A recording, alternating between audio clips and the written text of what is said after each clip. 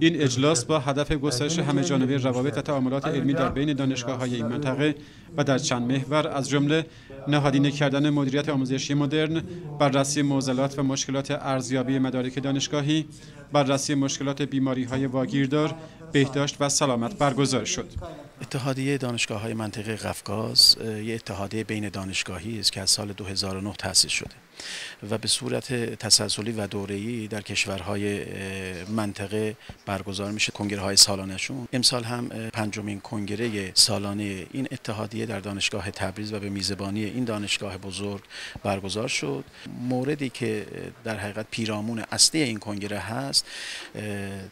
رفع مشکلات در خصوص ارزیابی و یافتن راهکارهای مناسب بین کشورهای منطقه در خصوص ارزیابی مدارک دانشگاهی در مقطع لیسانس، فوق لیسانس و دکترا. Bu ilişkiyi yeterli bulmuyoruz. تا حالا مراحلی که در رابطه با توسعه و بسط مناسبات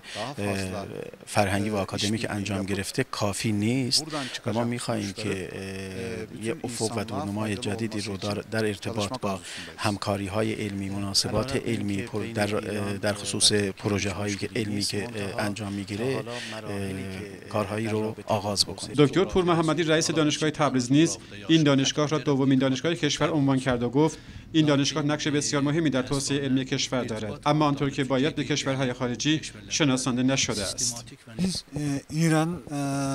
İslam Cumhuriyeti'nin Tebriz Üniversitesi ile ما در رابطه با دانشگاه تبریز از 3 سال پیش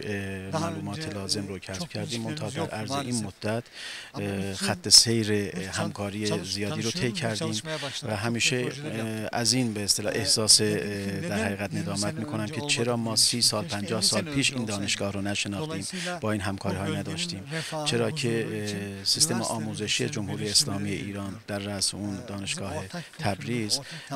مایه مباهات برای همکاری‌های ماست و ما بر این باور هستیم که منطقه در راستای مناسبات فرهنگی علمی که سرنوشت مشترکی با همدیگه دارند خواهند توانست گام‌های مفیدی رو بردارند و در این راستا